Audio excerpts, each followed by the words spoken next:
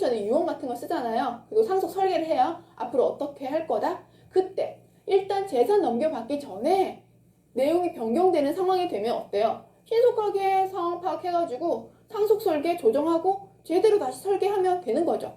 얘는 상속인의 지위가 변동한다든지 상속 재산이 좀 늘어난다든지 감소한다든지 그런 경우가 생기면 돌아가시기 전이잖아요. 그러니까 상속 개시하기 전에 변경되면 설계를 제대로 하면 되는 거고, 그 이후면 예측할 수 없는 상황이니까 조금 힘들겠죠. 그 다음에 유류분 제도라는 게 있거든요. 유류분 제도가 뭐다? 유류분 제도는 사적 자치의 원칙 및 사유재산 제도의 원칙에 따라 유언의 자유가 인정 자체는 된다. 유언을 하는 것은 자유다. 유언 자유 원칙이라는 건 우리가 앞에서도 계속 배웠었고요. 유언을 자유롭게 하는 거는 우리는 다 인정해 주겠다. 하지만 상속인들이 생활을 안정되게 하겠고 또 재산의 공정한 분배를 위해서 유언의 자유 자체를 우리는 제한을 하게 되는 거예요. 즉 유언으로 나의 모든 재산을 다 넘겨받아 버리면 앞에 있던 이제 상속인들 중에서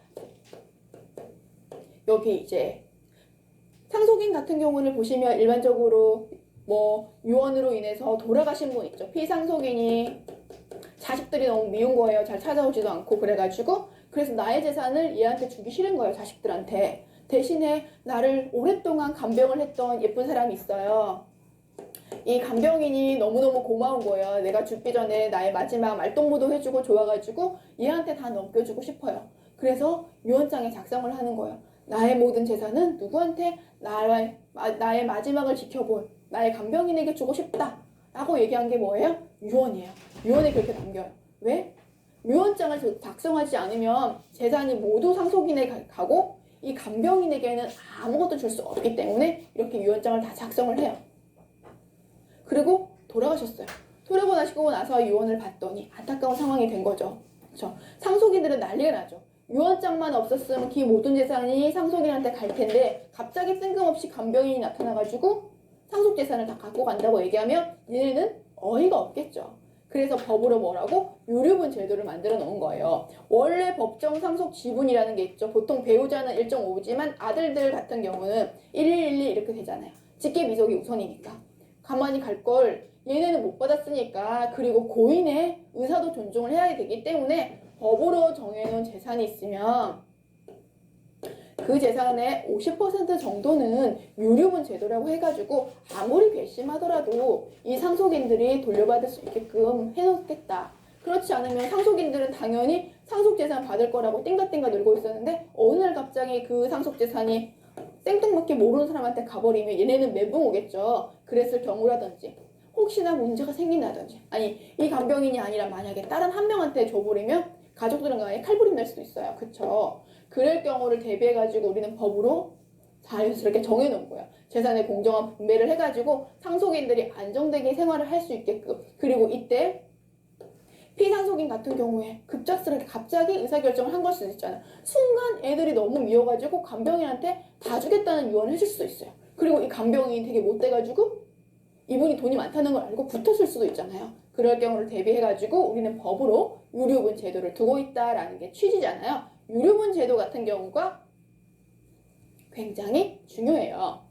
유류분 제도 얘기하고 있죠? 앞에 유류분이 뭔지 그거에 대해서 왜 유류분이라는 걸 법으로 정해놨는지 부분에 대해서 설명을 했고 이제 이게 실질적으로 나의 상속분과 유류분은 어떻게 이해를 해야 되는지 그걸 배우게 될 거예요.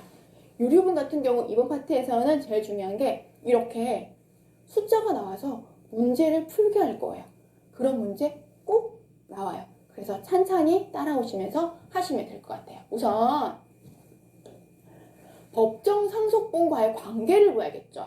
법정 상속분의 2분의 1, 아까 50%라고 얘기했죠. 누구? 배우자라든지 직계 비속 같은 경우에는 유언을 남긴다고 하더라도 법정 상속분이 우리는 1순위가 배우자 직계 비속이잖아요. 얘네한테 최소한 2분의 1만큼은 법으로 정해서 유언이 있다고 하더라도 유류분 제도에 의해서 상속 재산을 주게끔 만들어 놓은 거예요. 근데 여기서 2순위인 직계 존속이라든지 3순위인 형 형제, 자매 같은 경우는 얼마? 3분의 1이죠. 직계비속하고 배우자가 겹쳤을 경우에는 법정 상속분의 2분의 1을 유류분 제도로 인정해서 상속재산을 나눠줘야 되고, 직계 존속과 배우자 또 세 번째 단계인 형제, 자매가 있을 경우에는 법으로 정해놓은 법정 상속분은 2분의 1이 아니라 3분의 1이다. 그건 이해하고 가셔야 되고요. 우선 이건 선순위 상속인에게 보장된다. 얘는 당연해요.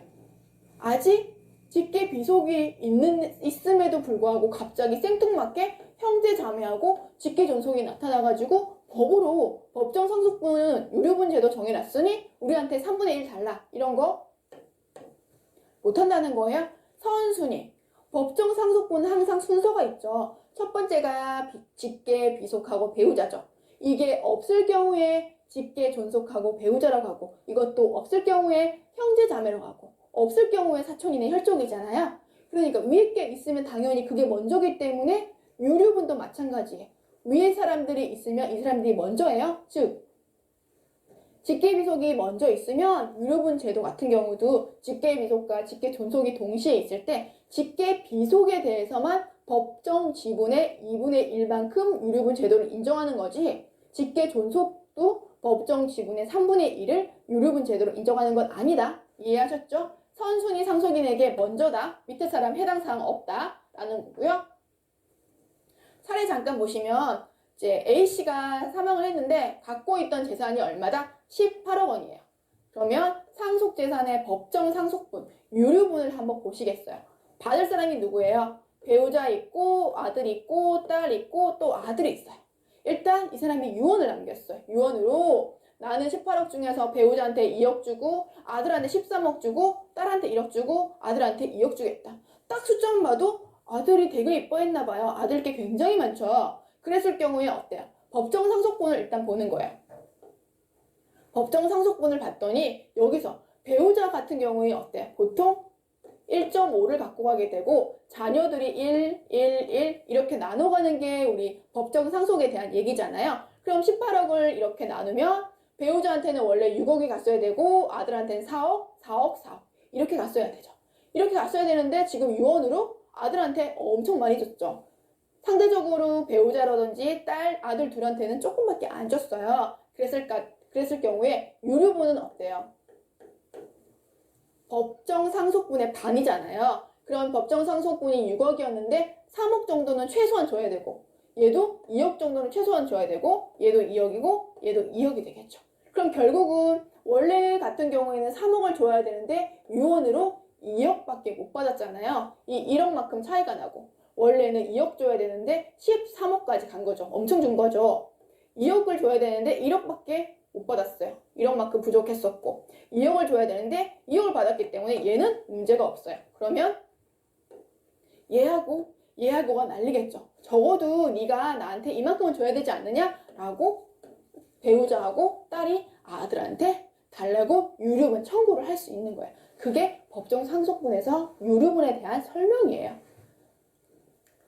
자, 근데 이렇게 법정 상속 재산만 있으면 이게 간단하죠. 아, 이게 원래는 유언은 이만큼이었지만 법정 상속으로 하면 이만큼을 받아야 되는 거고, 이거의 반인 유류분 제도만큼은 받아야 되니까 더 많이 받은 사람한테 청구하면 된다라는 게 일반적인 내용인 거고, 만약에 특별 수익이라는 게 있었어요.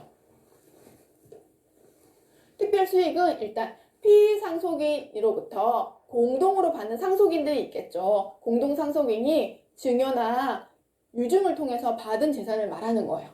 그리고 공동으로 상속할 상속인이 받아야 할 그 재산의 특별 수익도 다 포함시키는 거죠. 단 유류분은 반환이 대상이 되는 재산이 상속 개시를 하기 전에 1년 안에 이루어진 증여와 유증에 한정한다. 유류분은 이거에 한정하는 거예요. 그 이전 오래전에 했던 거는 유류분에 해당되지 않는다. 다시 보시면 사례를 한번 볼게요. A는 돌아가셨어요. 또 누가 있냐? 배우자, 아들, 딸 이렇게 상속인들을 두고 있고요.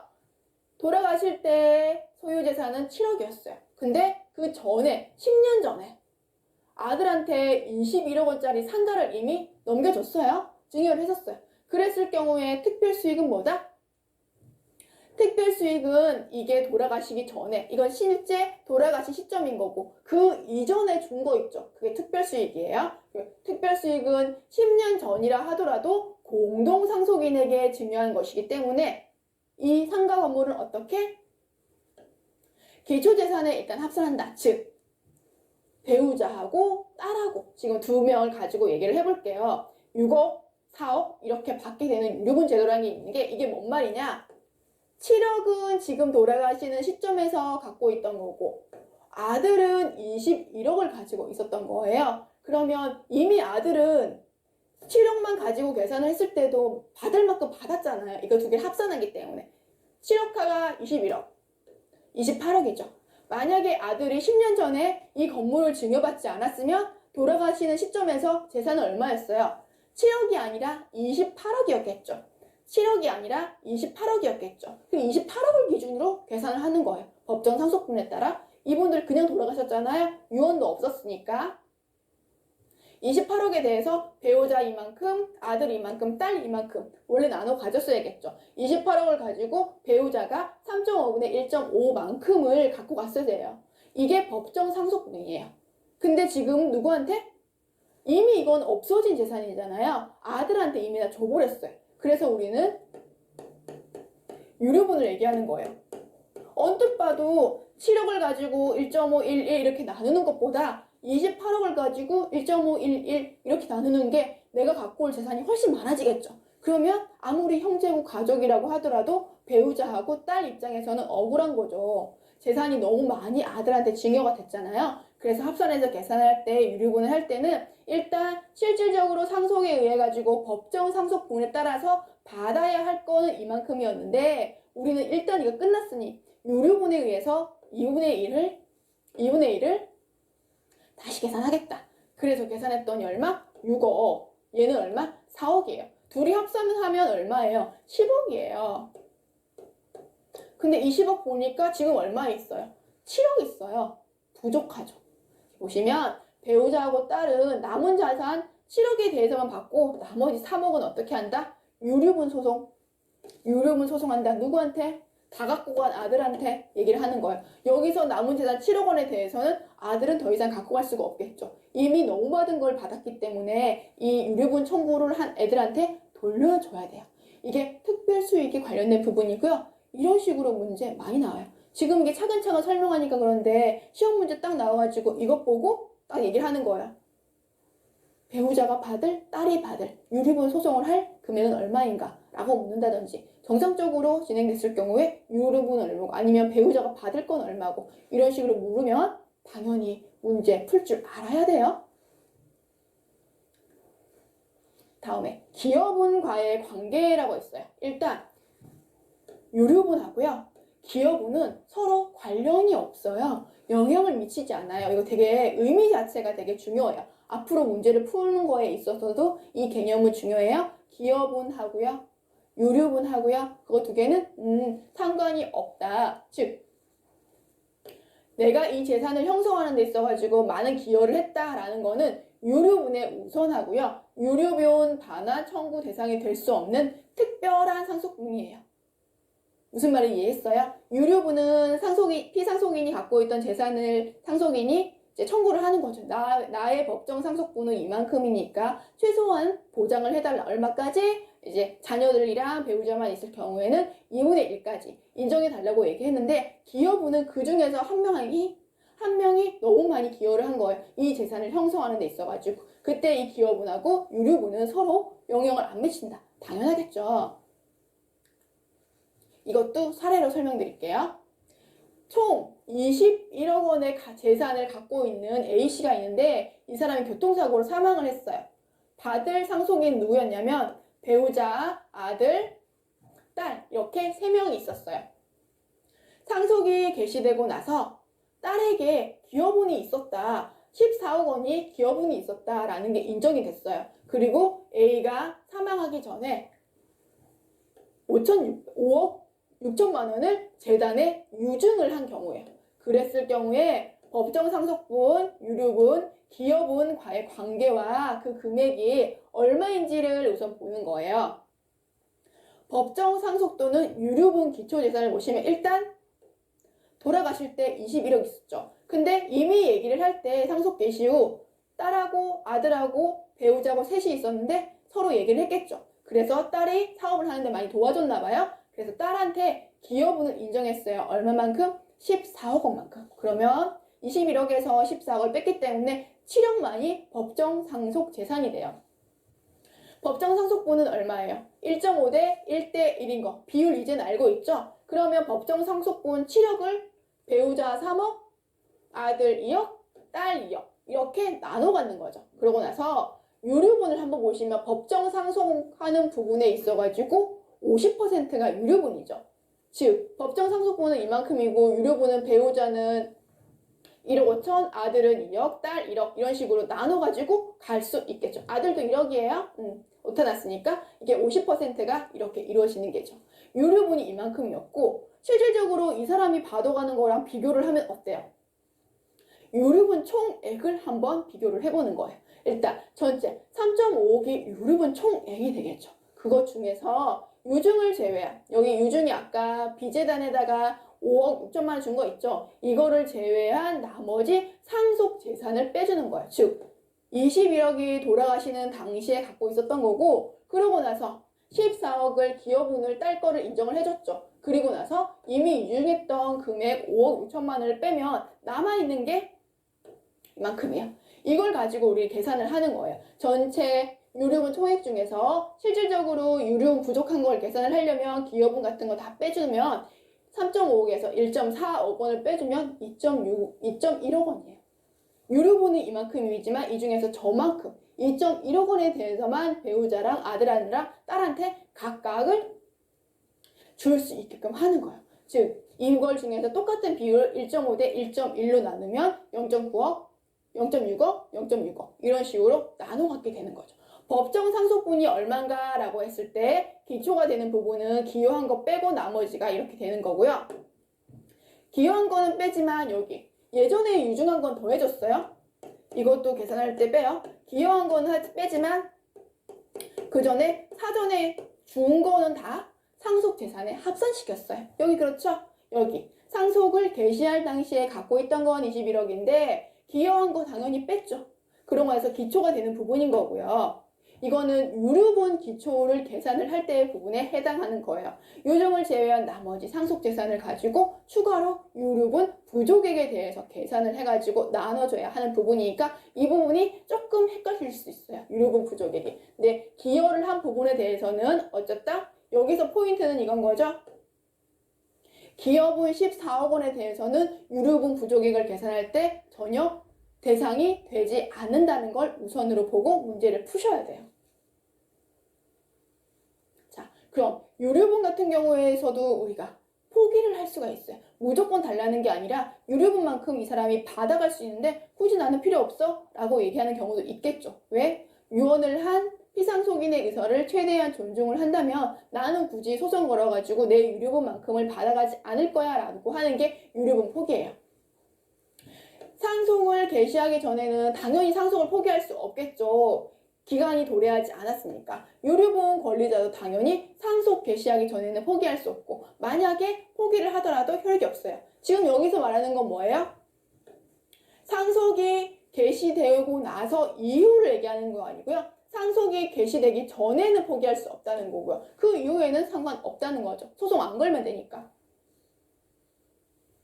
그러면 유류분 청구라는 게 있는데 이거는 어떻게 하면 받을 수 있느냐 그걸 한번 보게 되겠죠.